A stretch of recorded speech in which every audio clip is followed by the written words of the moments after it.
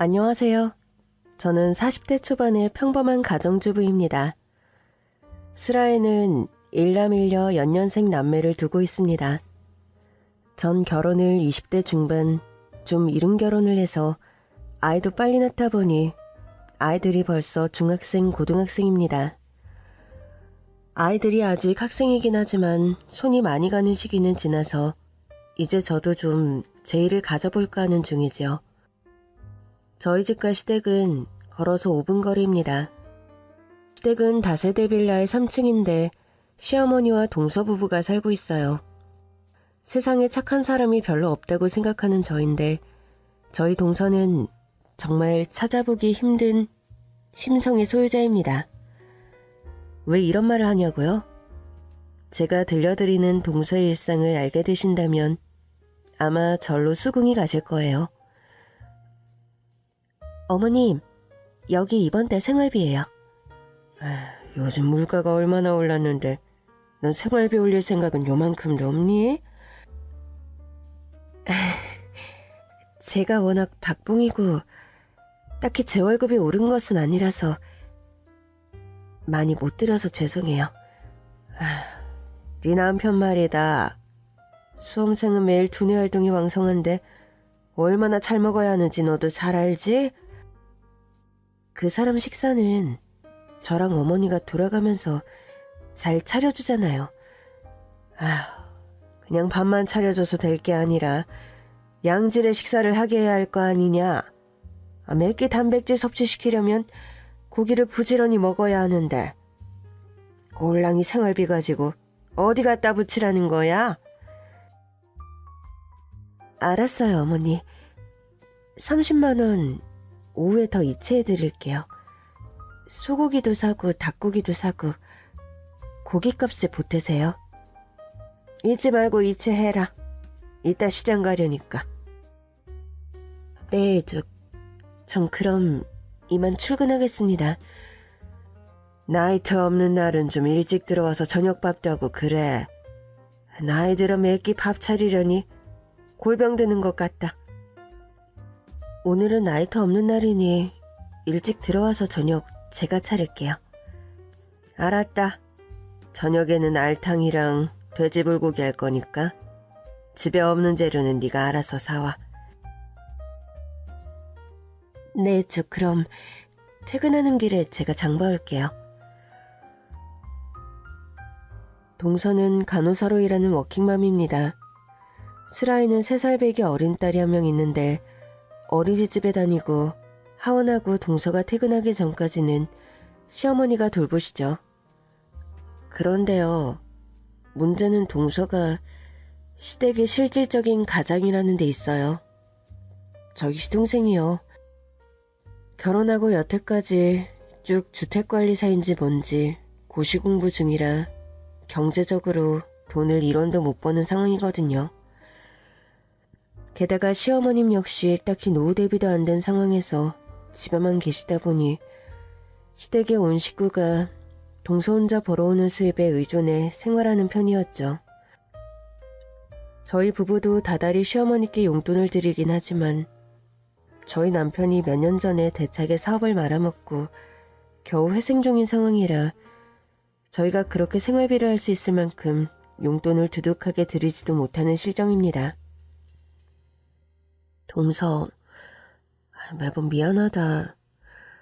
동서 역시 벌이가 많은 것도 아닌데 어머님의 서방님 공부하는 데 드는 돈까지. 그걸 왜 형님이 미안해하세요. 저희 남편 뒷바라지야 제가 당연히 해야 하는 거고. 어머님 댁에서 저희 가족이 생활하는데 생활비 정도는 드려야 도리에 맞죠. 그래도 우리가 큰 집인데 서방님 공부도 그렇고 어머님께도 용돈을 좀 넉넉히 드리면 좋은데 그러질 못해서 늘 마음에 걸려. 형님, 그렇게 생각하지 마세요. 아주버님 사업 실패해서 겨우 재기한 게 얼마 안 되는데 무슨 여유가 있으시다고요. 게다가 형님네는 아이도 둘이고 저 하나도 서운하지 않으니까 괴념치 마세요. 매사 상대방을 배려하는 게 몸에 배어있는 동서였죠. 사실 저희 동서가요. 양친 부모님이 안 계십니다. 고아원에서 자랐고 고아원을 나와서 정말 악착같이 공부해서 간호대에 들어가 간호사가 된 거라고 합니다. 그런데 그런 동서의 가정환경을 두고 저희 시어머니는 매사 타박을 하고 구박을 하십니다.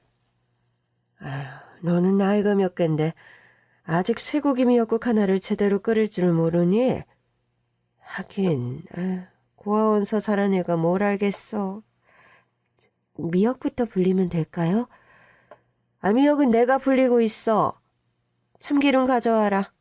쇠고기부터 달달 볶고 국물 우려야 하니까. 여기 있어요, 참기름. 국간장도 가져야 할 거 아니야, 응? 볶을 때부터 간이 배게 같이 국간장 넣어야 한다고 몇 번을 말하니? 여기 국간장이요. 얘가 정말. 이건 국간장이 아니고 진간장이잖아. 국간장, 진간장 하나를 구별을 못하니. 이래서 가정교육이 중요하다니까. 번듯한 엄마 아래서 자랐으면 안 가르쳐도 절로 알았을걸. 여태 저리 모르고 있으니. 뭔가 사소한 잔소리를 하시면서도 그걸 꼭 동서의 태생과 연관지어 면박을 주는 시어머니였죠. 그런 말을 듣고 대우를 들으면 빈정이 상할 법도 한데 무감한 건지 예심이 넓은 건지 큰 동요를 보이지 않고 너그럽게 넘기는 동서였습니다. 동서, 내가 보기에 어머님께서 동서에게 말을 너무 함부로 하실 때가 많은데 그러지 말라고 똑부러지게 말씀을 좀 드려. 나이 드신 분께 그런 말은 해서 뭐해요. 그래도 아무것도 아닌 거 가지고 가정교육 못 받아 그렇다고 매번 쿠사리를 주는데 불쾌하지 않아? 저도 사람이니 당연히 불쾌하죠. 그런데 뭐 틀린 말씀도 아니잖아요. 전 보고 배울 부모님이 없이 자라서 다른 며느리들보다 부족한 점들이 분명 많을 거예요. 아니, 동서가 뭐가 부족하다고 그래. 다른 집 애들은 부모가 뒷받침 다 해줘도 대학 못 가는 애들 천진데 동서는 아무 도움 안 받고 스스로 4년제 간호대까지 나와서 제 밥벌이하며 사는데 자신감 가져도 충분하다고. 저는 옛날부터 형님이 참 좋았어요. 아니, 그게 갑자기 뭔 소리야? 제 일에 본인 일처럼 그렇게 화내주시고 때론 같이 울어도 주시고 기쁜 일엔 또 저보다 더 기뻐해 주시고 형님이 아니라 언니 같아요. 진짜 친언니요. 동서가 너무 어머니께 억울하게 당하고만 사니 그러지. 다달이 생활비까지 들이면서 너무 기죽어 살지 말어. 저 기죽어 살지 않아요, 형님. 그래, 알았으니까. 너무 부당한 일 시키거나 막말하실 땐 가만히 듣고만 있지 말고 대거리도 하고 그러라고. 알았지? 네, 알았어요, 형님. 형님 시키시는 대로 할게요. 동서는 제가 코치를 줄 때마다 알았다고 하면서도 때로 바보 같을 정도로 못된 시어머니의 비위를 맞춰가며 시집살이하며 사는 게 사실입니다. 시동생이라도 좀 애처가려면 좋으련만 그것도 또 아니에요. 민서엄마, 나 담배 한 갑만 사다 주라. 담배 끊으라니까 또 피워요? 1차 시험 얼마 안 남은 거 몰라? 시험 공부 스트레스로 내가 요즘 탈모가 다 왔어. 공부 때문에 술도 못 마시는데 담배까지 끊으면 나보고 죽으라는 소리니? 알았어. 대신에 하루에 5개비 이상은 안 피우는 거예요. 알았죠? 알았으니까 얼른 나 담배 한 갑만 사다 줘. 운동도 할 겸 본인이 사다가 피우지 그래요? 당신 진짜 너무한다. 내가 한참 공부하다 흐름 깨지면 다시 돌아오는데 시간 엄청 걸리는 거 알면서 그러나? 아우, 참 알았어요. 담배 사다 주면 되잖아요. 뭐 달달한 아이스크림 하나라도 사다 줘요? 그래주면 고맙고. 예민한 고3 수험생이 따로 없는 시동생이었습니다. 출근길에 동서에게 담배 심부름을 시키는 모양새가 보기 좋은 게 결코 아니었죠. 동서, 서방님 비위 너무 맞춰주는 거 아니야? 아무리 시험 공부하는 수험생이라지만 동서한테 좀 너무하시는 것 같아. 본인도 스트레스 풀 데가 없어 그런 건데 어쩌겠어요. 와이프인 저라도 받아줘야지. 동서 참 착하다. 그런 서방님한테 성질 한번 안 부리고 다 오냐오냐 맞춰주는 거 보면 참. 형님, 전 결혼하기 전에 예전부터 결심하던 게 있었어요. 무슨 결심? 결혼을 안 하면 안 했지 내게 이혼은 없다. 더더군다나 아이가 생기면 이혼 같은 건 절대 안 한다. 뭐 다 결혼하면 할 수 있는 결심이긴 하지. 제가 또 고아원에서 지내다 보니까 부모 없이 자라는 게 얼마나 큰 결핍이고 힘든 일인지 알아서 우리 민수한텐 그런 환경 절대 만들어주고 싶지 않거든요.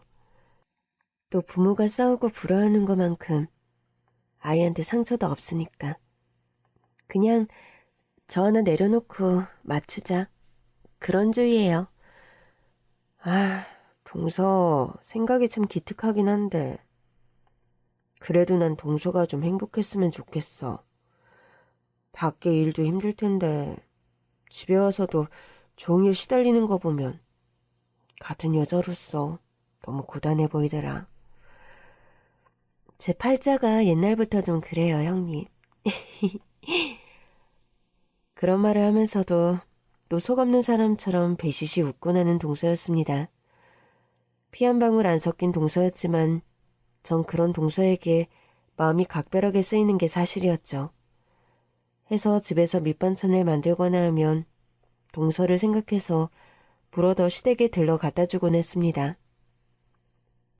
어머나, 장조림이랑 멸치볶음을 뭐 이렇게 많이 가져오셨어요. 반찬 만드는 김에 좀 넉넉히 만들었어. 제가 좋아하는 깻잎절임도 있네요. 저번에 우리 집에 와서 만나게 먹길래 좀 만들어봤지.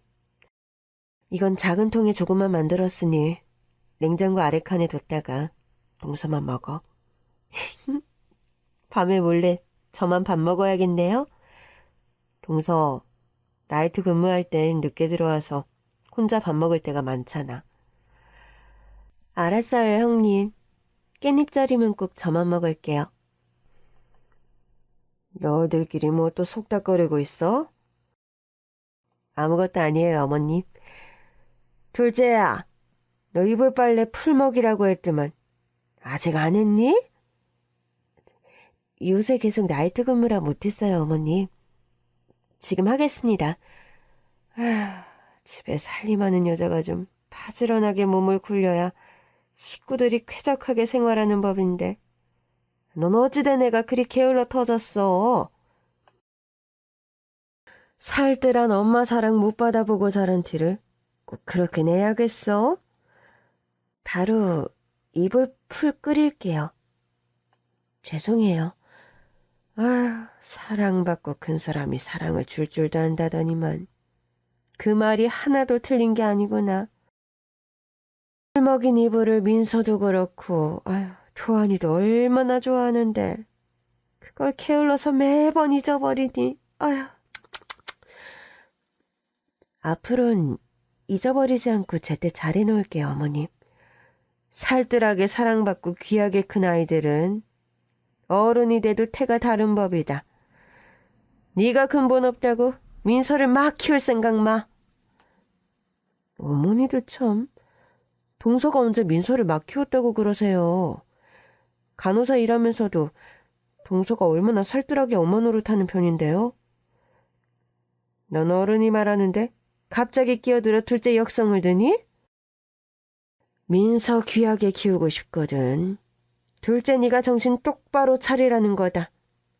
보고 배운 바가 없으면 내가 시키는 말이라도 잘 들으란 소리야.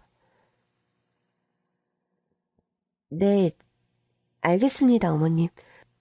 제게 그만하라는 듯 눈짓을 보내며 시어머니의 비위를 맞추는 동서였죠.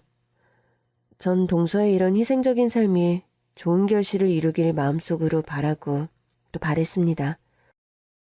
그런데요, 시동생은 연겁 후 주택관리사 시험에 낙방을 했고 시어머니는 실망해서 땅이 꺼지듯 한숨을 하며 매일 죽는 소리를 해댔습니다.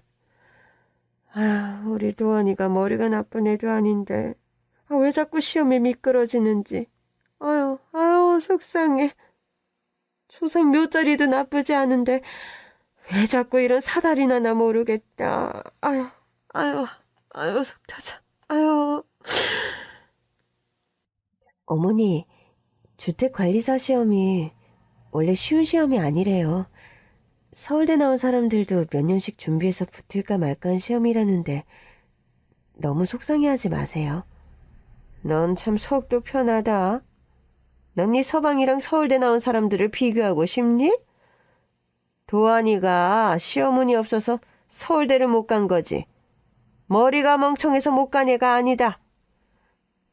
아니요, 제 말은 그런 게 아니라 한 사람이 내조를 잘해야 남자가 일도 척척 잘 풀리는 법인데 이건 뭐 내조를 잘해. 아님 처가덕 볼 수 있는 든든한 친정이 있기를 해. 뭐로 보나 도로 보나 마음에 안 드는 구석밖에 없으니 원. 에휴. 시동생의 시험 낙방을 괜히 동서 탓을 하며 화풀이하는 시어머니였습니다. 동서, 요즘 서방님 시험 떨어지고 집안 분위기 영 아니지. 어머님 하시는 소리 귀담아 듣지 마. 말도 안 되는 억지라는 거 하늘이 알고 땅이 아는데. 그러게요.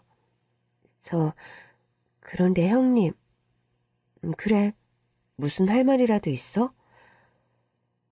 뭔가 할 말이 있는 듯 망설이는 동서의 얼굴이 평소와 다르게 무척 어둡고 창백해 보였습니다. 저 병원에서 건강검진을 받았는데 제가요. 말을 차마 다 끝내지 못하고 서럽게 울음을 터뜨리는 동서였습니다. 대체 무슨 일이길래 그래? 응? 형님, 저 시한부래요. 대장암 말기인데 예후가 나빠서 오래 못 산다고. 아니, 이게 무슨 말이야. 건강하던 동서가 왜 갑자기... 얼마 전부터 몸이 피곤하고 혈변을 봐서 무슨 일인가 싶어서 검사를 받았는데 대장암이라고. 우리 미서 겨우 3살인데 저 어떡해요, 형님. 동서, 다른 병원 가봤어? 같은 암이라도 병원에 따라서 예후를 다르게 점친다더라. 그쪽으로 유명한 병원 내가 또 알아볼게. 우리 다른 병원 가서 다시 물어보자. 응? 저 일하는 병원에서 검진 받았는데 우리 병원 선생님도 그쪽으로 엄청 권위자세요. 제 병이 특별한 희귀병도 아니고 아마 다른 곳 가봤자 같은 말뿐일 거예요. 동서같이 착한 사람한테 이게 대체 무슨 날벼락이니. 전 흐느껴 오는 동서를 부여잡고 함께 눈물을 흘리는 거 말고 해줄 수 있는 게 없더군요. 제품에서 아이처럼 서럽게 오열하는 동서였습니다.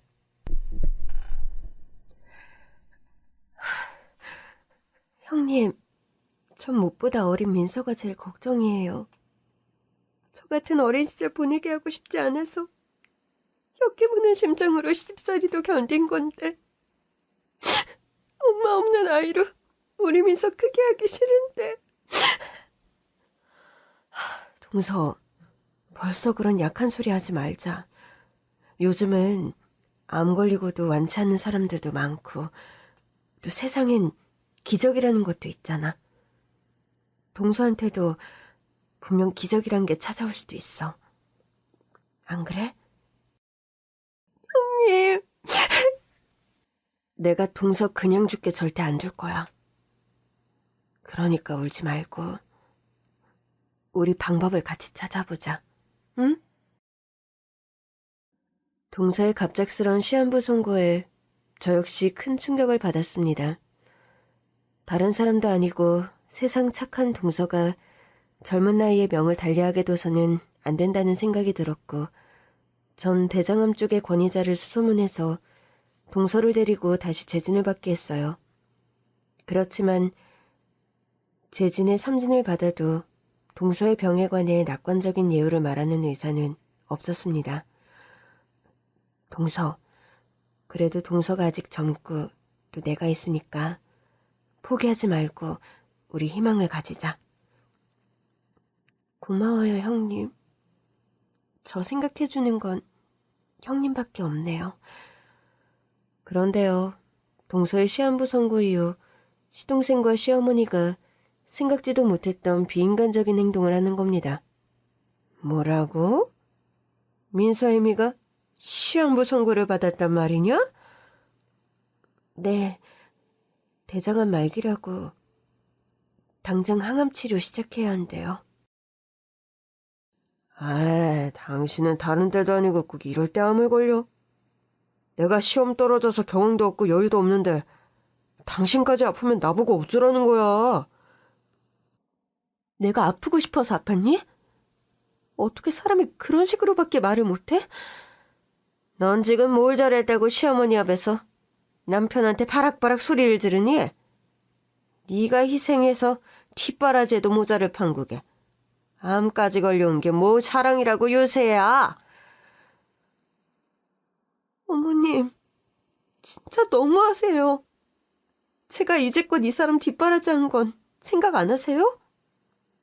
어떻게 가족이라면서 병 걸린 사람한테 그런 말들을... 바보 온달과 평강공주 얘기도 넌 모르니? 온달 같은 바보도 평강공주 같은 여자를 만나며 장군이 되고 성공하는데 도안이는 너 같은 여자를 아내로 만나서 보는 시험 쩍쩍 미끄러지니 내가 열불이 안 나? 그런데 이젠 하다하다 암까지 걸렸다고 나자빠지는데 어느 시어머니가 예쁘다고 칭찬할까? 암 걸린 건 제 의지가 아닙니다, 어머니. 민서 아빠가 자꾸 시험에 떨어지는 것도 제 잘못이 아니고요. 결혼 전부터 지난 5년간 저 그 사람 시험 공부 뒷바라지 한다고 청바지 하나 화장품 하나 마음대로 못 사면서 허리띠 졸라매고 살았어요. 그런데 어떻게... 지금 네 남편 공부 뒷바라지 그거 좀 했다고? 유세 부리는 거냐? 네가 우리 도안이한테 뭐 그리 대단한 걸 해줬다고? 긴 말할 거 없다. 아픈 마누라 끼고 살 만큼 우리 도안이가 여유 있는 애도 아니니 이만 갈라서. 뭐라고요? 지금 민수 아빠랑 이혼하라는 말씀하시는 거예요? 병원에서 살 날 얼마 안 남았다는 소리 들었다면서. 우리 아들 팔목까지 잡을 셈이니? 암투병 본격적으로 시작하게 되면 네가 뭘 할 수 있는데? 전 뭔가 할 수 있어야 며느리고 아내란 말씀이세요? 정말... 네가 간호사라도 하면서 우리 아들 공부하는 동안 뒷바라지라도 하니까 볼 거 없는 천의 고아인 널 며느리로 들였지. 그것마저 아니었음. 언감생심 네가 도안이 마누라가 될성 싶으냐? 엄마, 이제 좀 그만하세요.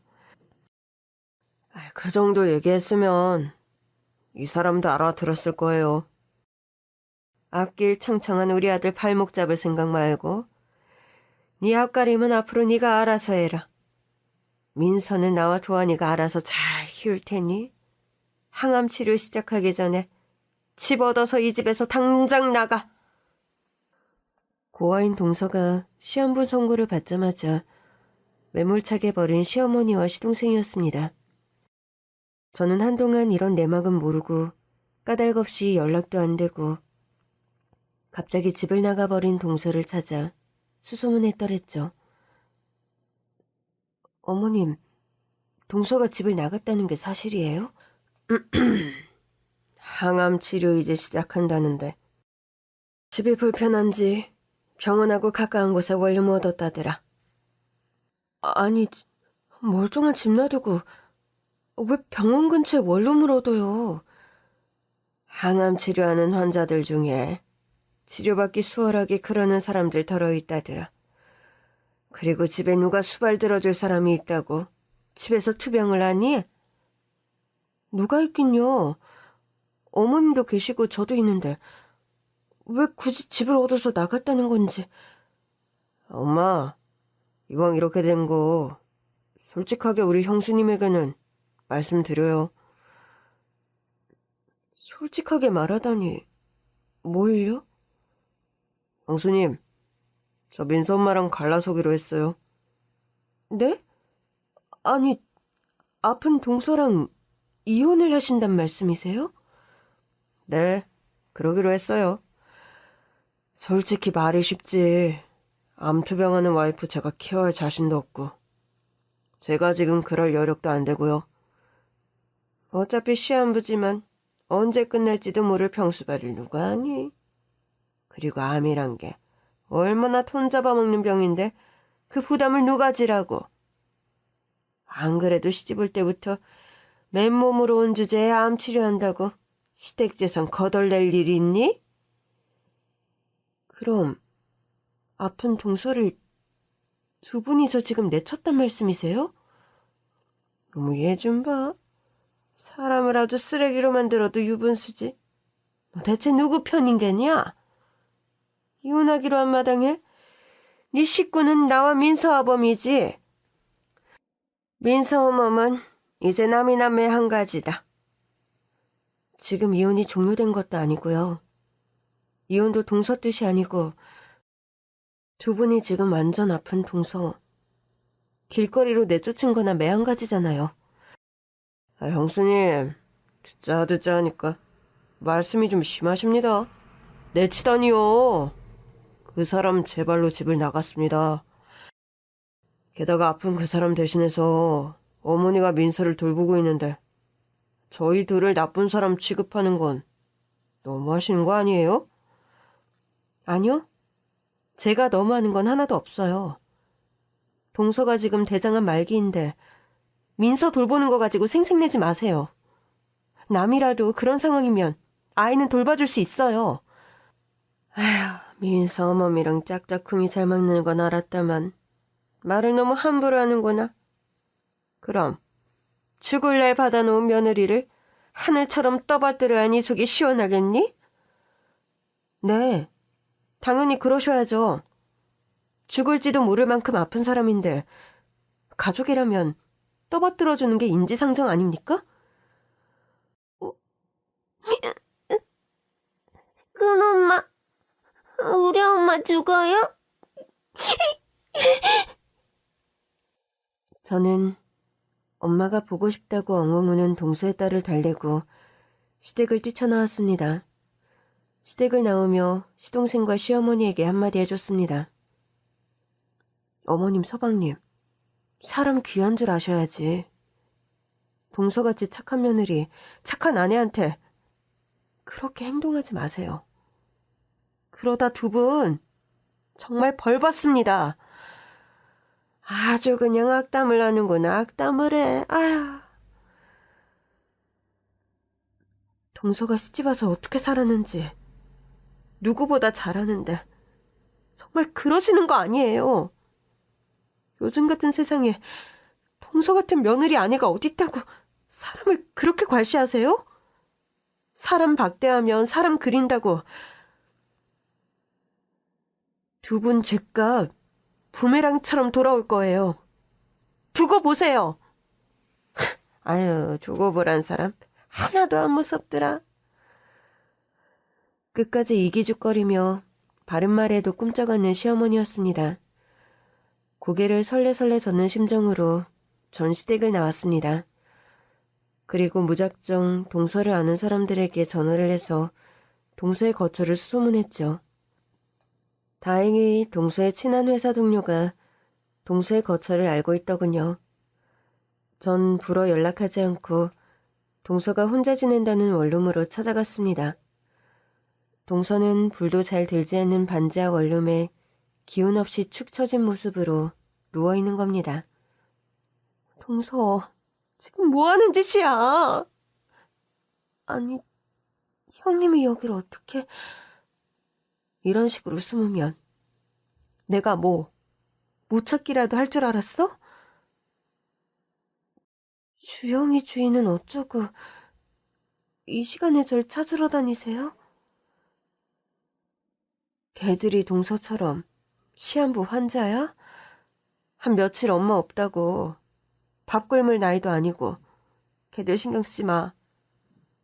그리고 동서가 지금 주영이 주의 걱정할 때야? 저 완전히 버림받았어요. 형님. 동서, 다 알고 오셨겠지만 저 시한부라니까. 이런 지하의 집에서 나가라더군요. 어머니야 그렇다 치지만 어떻게 민수 아빠까지 동조를 하는지. 형님, 저 완전히 헛살았어요. 참 우습죠. 죽을 때 다 돼서야 헛산 걸 알다니. 바보, 등신, 뭐 저리. 이런 천치가 세상에 있을까요? 자학하지 마, 동서. 어머님과 서방님이 동서 배신 때린 건 사실이지만 그렇다고 동서를 바보라는 둥 평가절하하는 건 내가 두고 못 봐. 민서는 지금 어쩌고 있어요? 민서는 어머님께서 그럭저럭 잘 돌보고 계시더라. 그래도 엄마 찾으면서 자꾸 울어. 울길래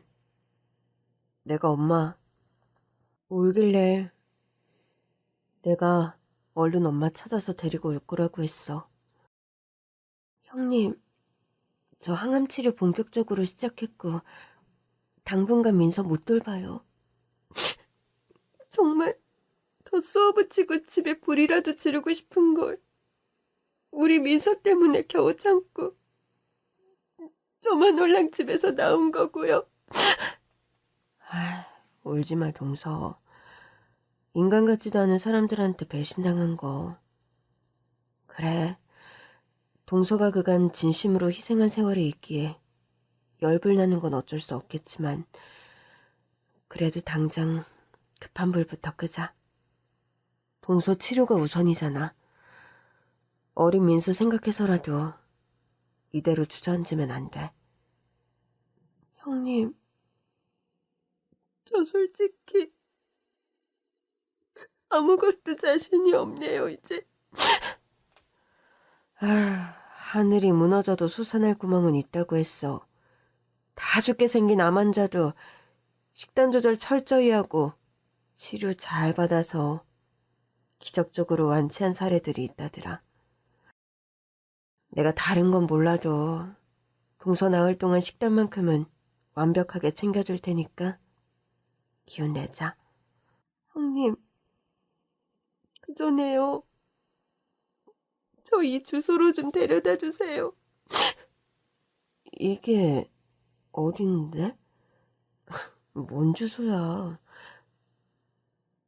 일단 가는 길에 말씀드릴게요. 제가 엊그제부터 항암 치료를 시작했는데 오늘 오후에도 항암 주사를 맞고 와서 지금 기운이 하나도 없는 상태예요. 길게 설명드릴 기력이 없네요.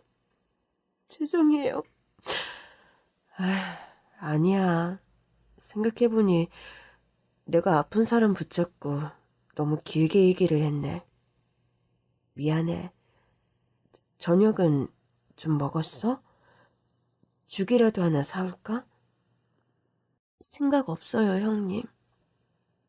그리고 여기까지 이왕 오셨으니 형님, 이 주소로 지금 좀 가주세요. 동서는 처음 보는 낯선 주소가 적힌 쪽지를 제 손에 쥐어주는 겁니다. 항암 주사를 맞고 와서 기운이 하나도 없는 동서를 부축해서 전 제가 몰고 온 승용차의 뒷좌석에 태웠어요. 뒷좌석에 거의 쓰러지듯 앉은 동서는 앉자마자 흥분한 잠에 빠져들더군요. 며칠 사이 야윈 동서의 까칠한 얼굴이 안쓰러워 전 트렁크에서 모프 이불을 꺼내 덮어주었습니다. 동서가 적어준 주소는 경기도 외곽의 한적한 시골 마을이더군요. 전 처음에 그 주소를 보고 동서가 자랐다는 고아원이 아닐까? 그런 짐작을 했더랬습니다. 그렇지만 막상 동서가 적어준 주소에 도착했을 때 그곳을 본 순간 넋을 놓고 털썩 주저앉고 말았죠. 왜냐고요? 3시간 넘게 운전을 오래 해서이기도 했지만 무엇보다 도착한 곳에 엄청나게 으리으리한 대저택을 보고 환영을 보는 건가 싶을 정도로 깜짝 놀랐기 때문이죠. 전 뒷좌석에 고나게 잠들어 있는 동서를 흔들어 깨웠습니다. 동서, 이제 일어나봐. 동서가 말한 곳에 다 왔어. 벌써요? 시간이 이렇게나 많이 흐른 줄 몰랐네요. 운전하느라 고생하셨어요, 형님. 아니, 동서 그런데 주소 아무래도 잘못 적어준 거 아니야? 영화에는 나올 것 같은 삐까뻔쩍한 주택 앞인데 이런 데 사는 사람을 동서가 안다는 거야? 형님, 사실 제가 차를 타고 오면서 말씀드리려고 했는데 사실 이 저택에 사는 사람 제 친아빠예요. 뭐라고? 동서에게 친아빠가 있었어? 동서 고아원에서 자랐고 어머니가 어렸을 때 돌아가셨다고 하지 않았어? 동서가 뭐라고 제게 설명을 해주려는 찰나 으리으리한 저택의 현관문이 징 소리를 내며 자동으로 열리는 겁니다. 저는 깜짝 놀라 뒤돌아보았고 그 안에서 집사로 보이는 나이 지긋한 남자가 고개를 숙이며 헐레벌떡 동서에게 다가오더니 아가씨 오셨습니까? 먼 길 오시면서 연락을 하시지. 왜 험한 길을 몹소...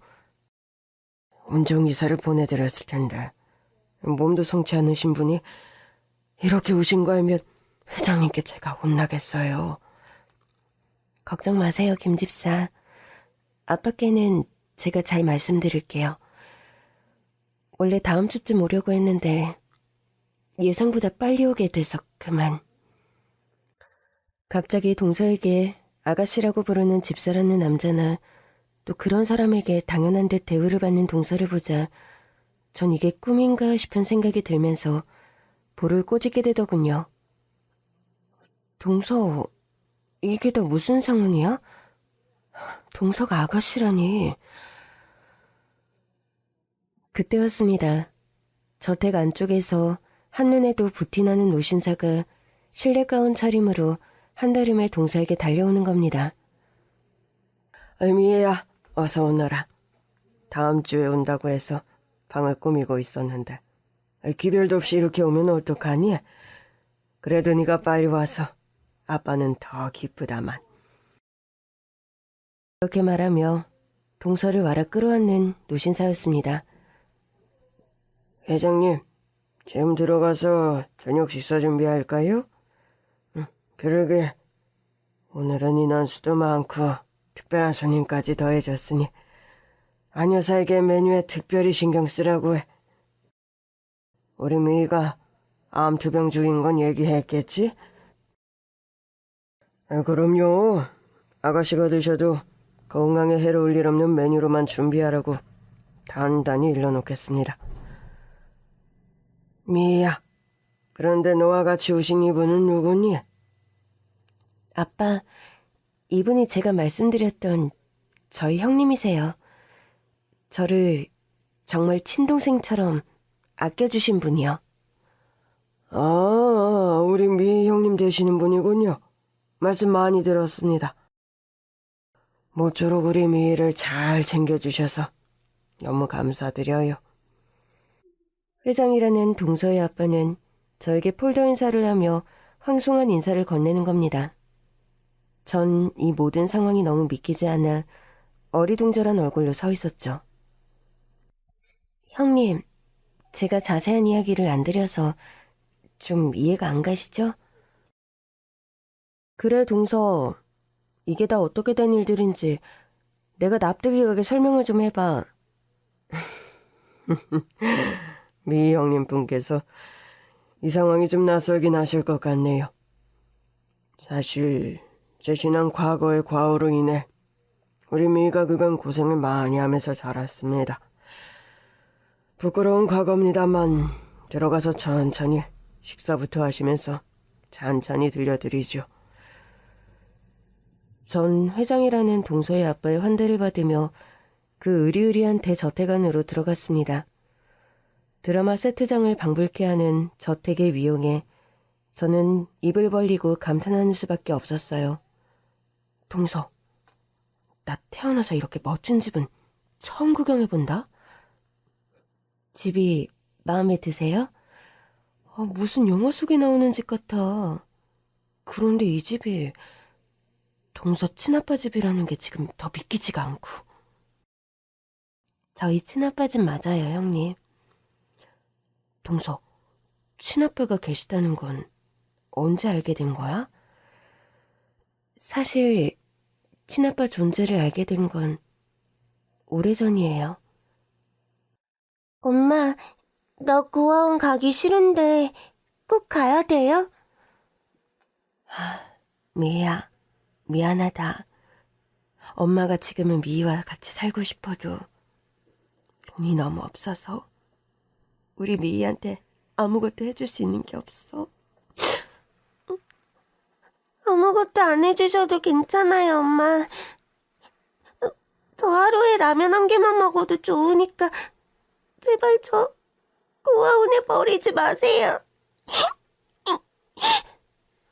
미희야, 누가 널 버려. 제발 엄마 마음 아프게 그런 소리 좀 하지 마. 엄마가 딱 1년만 열심히 일해서 우리 미희 데리러 올게. 엄마하고 약속해. 엄마, 진짜 1년만 있다가 저 데리러 올 거예요? 그럼. 엄마가 진짜 약속해. 그러니까 딱 1년만 여기 고아원에서 지내고 있어. 우리 미희 할 수 있지? 네, 엄마. 저 그럼 울지 않고 씩씩하게 잘 지내고 있을게요. 미안하다, 미희야. 엄마가 가진 게 없는 엄마라서. 그래도 엄마 부지런히 돈 모아서 우리 미희 꼭 데리러 올게. 약속. 아빠 없이 혼자서 어린 동서를 키웠던 동서의 엄마는 그런 약속을 하며 처음에 동서를 고아원에 맡겼다고 합니다. 어린 동서는 엄마의 약속을 철석같이 믿고 나름 고아원 생활에 적응하며 하루하루 엄마를 기다렸답니다. 1년이 지난 크리스마스 날, 동서는 스산하게 내리는 쌀랑눈을 맞으며 고아원 밖에서 엄마를 기다렸지만 엄마는 영영 나타나지 않았다고요. 미야, 하루 종일 밖에서 뭐하니? 엄마 기다리는데요? 미야, 안 그래도 내게 말하려고 했는데 올해 크리스마스엔 엄마가 미희를 데리러 못 오신단다. 아니, 그게 무슨 말씀이세요? 우리 엄마가 딱 1년만 있다가 저 데리러 오신다고 약속했는데. 그래, 선생님도 그 약속 잘 알고 있어. 그런데 동서의 어머니는 식당에서 일을 하시다 그만 병을 얻어 몸져 누워버리셨다고 합니다. 동서를 데리러 오려고 밤잠을 줄여가며 닥치는 대로 무리하게 일을 하다가 간에 심각한 이상이 생겼고 급성 간경화로 생사를 오가는 심각한 상황이 되어버렸다고요. 미 엄마가 지금 많이 아프시단다. 오늘 크리스마스 미사 지내고 내일 선생님과 함께 오늘 크리스마스 미사 지내고 내일은 선생님과 함께 엄마를 보러 병원에 가자꾸나. 동서는 엄마가 걱정돼서 크리스마스 이브날 뜨는 눈으로 밤을 새웠다고 합니다. 다음날 병원으로 찾아갔을 때 초죽음 상태의 엄마가 어린 동서를 맞았다고요. 엄마, 얼굴 색깔이 왜 이래요? 미안하다, 미야. 엄마가 빨리 돈 벌어서 미 데리고 오려고 했는데. 엄마, 많이 아파요? 저 때문에 엄마가 아픈 거 아니죠? 아니야, 미야. 그건 절대 아니란다. 그리고 엄마가 오늘 미희에게 꼭 할 말이 있어. 죽음을 목전에 두고 있던 동서의 엄마는 어린 동서에게 그런 말을 하셨다고요. 사실은 네 생부가 있는데 네 존재를 모른다. 엄마가 죽으면 미희야, 네 아빠를 찾아가. 그런 말씀을 남기고 하늘나라로 떠난 동서의 엄마였습니다. 슬픔 속에 엄마를 떠나보낸 동서는 엄마의 장례식을 치르고 얼마 안 있어 친부라는 사람을 찾아갔다고 합니다. 그런데 찾아간 그 집에서 동서는 새로 가정을 이룬 친아빠의 모습을 봤고 그대로 발걸음을 돌렸다고요. 새 부인과 그리고 그 사이 아이들에 둘러싸여 너무 행복해 보이는 아빠의 모습을 보면서 어린 마음에도 저 틈에 내가 끼일 자리는 없겠구나 싶어서 그냥 발걸음을 돌렸었어요. 제가 못난 놈이지 누굴 탓하겠어요. 사실 미희 엄마와 저는 젊은 시절 죽고 못 사는 관계였습니다. 결혼을 약속하고 서로 열렬히 사랑했는데 저희 집안이 원체 보수적이고 구장해서 미희 엄마를 며느리로 받아들이지를 않았어요. 동서의 엄마는 당시 준접을 묻지 않았던 동서의 친가쪽 어른들에게 극심한 결혼 반대에 부딪혔고 어쩔 수 없이 동서의 아빠와 헤어짐을 택했다는 겁니다. 미희 엄마 살아생전 원체 자존심이 강하고 심성이 고든 사람이었어요. 미희를 임신한 사실조차 숨기고 다른 사람이 생겼다며 잠적해버려서 좀 마음을 접고 집안이 정해지는 혼처에 마음 없는 결혼을 했던 겁니다. 과거 이야기를 풀어놓는 회장의 얼굴에 복잡하고 슬픈 회한의 감정들이 가득 차오르는 것을 저는 보았습니다. 저는 최근까지도 미희의 존재를 모르고 있다가 얼마 전에 연락을 받고 너무 놀라고 또 그러면서도 한없이 다행이라는 생각이 드는 게 사실이었습니다. 갑자기 생사도 몰랐던 딸이 생겨서 당황스럽진 않으셨죠? 아니요. 전 집안이 정해진 원처와 결혼해 가정을 이뤘지만 마음속 미희 엄마를 못 지은 탓에 평생 불행한 결혼 생활을 했어요. 결국 본처와는 불화만 거듭하다 이혼을 결심했는데 이혼 조정 기간 중에 본처는 병으로 명을 달리했고요. 사는 재미라고는 없이 고독하고 절망적인 하루하루를 보내던 때 미희 연락을 받게 된 겁니다.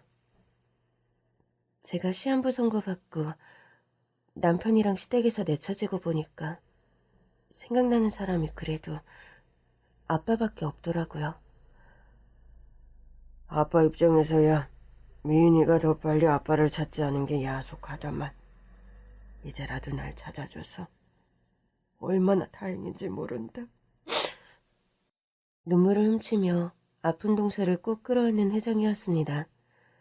그 후로 동서는 회장님인 친아빠의 세심한 케어 속에서 제대로 치료를 받을 수 있게 되었죠. 공기마저 좋은 그 시골의 대저택에서 가정부와 집사의 도움을 받으며 암투병을 해나갔습니다. 암 환자를 위한 식단은 동서를 위해 제가 매주 찾아가 공수해 주었죠. 제 유일한 특기가 요리인데 아픈 동서를 위해 제가 할 수 있는 일이 그것이라서 항암 식단을 제가 철저하게 맞춤으로 준비해줬고 동서는 제가 만든 음식들을 무척 좋아하고 잘 먹었습니다.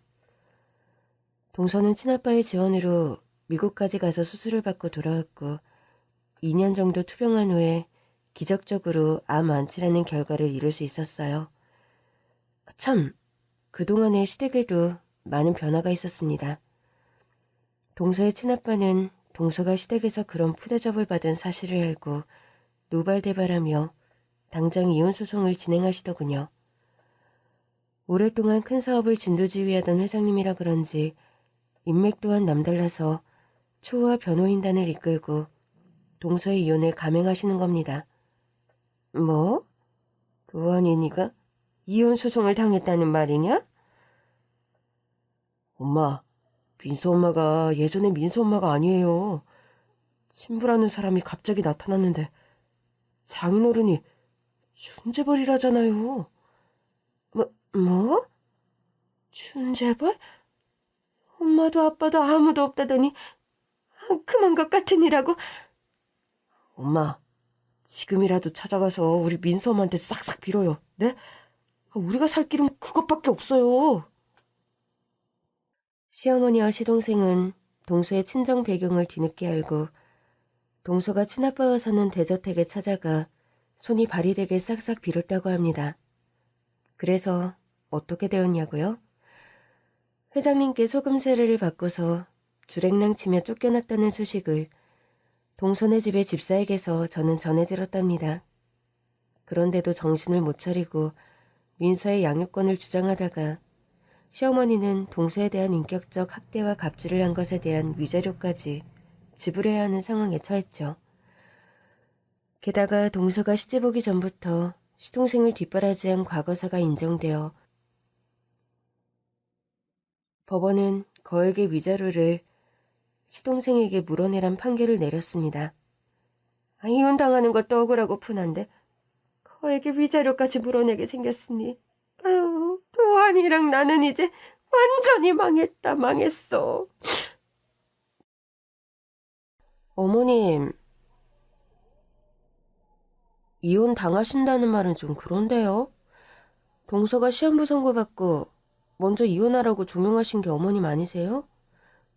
그건 민서 어머니 네 집딸인지 모를 때 얘기 아니냐. 상황이 바뀐 것 뻔히 알면서 넌 그런 소리가 나오니? 너 가만 보니 시엠이 먹으려고 그런 소리 일부러 하는 것이더냐? 설마 어머님.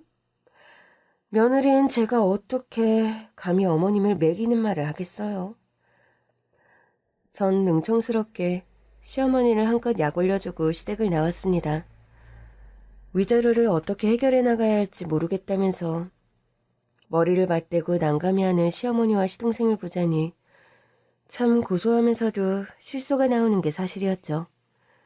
기나긴 이혼 소송이 이렇게 시원하게 마무리되면서 동서도 기적적으로 암을 완치하고 오랜만에 동서는 환하게 웃으며 민서를 데리고 저희 집에 놀러왔습니다.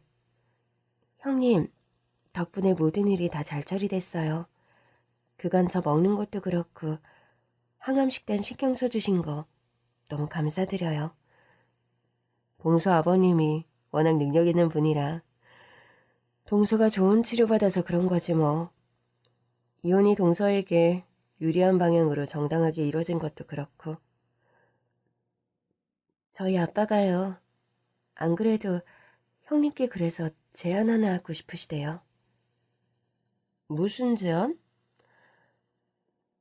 막역지간으로 지내는 백화점 회장님이 한 분 계신데 거기 식품 코너에 형님 반찬 가게 하나 내드리고 싶으시다고요. 어머, 정말? 그런데 난 그런 백화점에 가게 낼 여력은 안 돼, 동서. 당연히 권리금은 저희 아빠가 지원해 주신대요. 제가 기적적으로 암 안 취한 건 다 형님 덕분이라고. 그 정도라도 꼭 사례를 해드리고 싶다고요. 부담스러운 나머지 전 몇 번이나 거절했지만 동서의 아빠 회장님까지 직접 찾아오셔서 간곡하게 말씀하시는 바람에 전 그 호의를 감사하게 받기로 했습니다. 동서 덕분에 전 졸지의 반찬가게 사장님이 된 셈이죠. 기대 반 긴장 반으로 시작한 반찬가게였는데 생각보다 매출이 잘 나와서 즐거운 비명을 지르는 요즘입니다. 참, 시어머니와 시동생은 어떻게 지내냐고요? 그 두 사람 동서에게 지급할 위자료를 마련한다고 사채까지 끌었었는데 그 이자를 감당 못해서 최근에는 붕어빵 장사를 시작했습니다. 시동생은 거푸 떨어지는 고시 시험은 애진작에 포기했다고 하네요. 그나마도 붕어빵이 맛이 별로고 주인들이 불친절하다고 소문이 나서 파리가 날리는 근황입니다. 사람을 박대하면 사람은 그린다. 여기서 사람을 그린다는 말은 아쉬워하고 필요로 하게 된다는 뜻이라는데 옛말 틀린 거 하나 없다는 생각이 들어요. 시어머니와 시동생의 말로를 보면 말이죠. 모쪼록 착한 동서가 건강을 회복하고 재력가인 친아빠까지 상봉해서 어린 딸과 행복한 삶을 살게 되어 너무 다행입니다. 착한 사람이 행복하게 사는 세상이 살만한 세상 아니겠어요? 여러분의 내일도 누구보다 행복하시길 진심으로 기원해봅니다.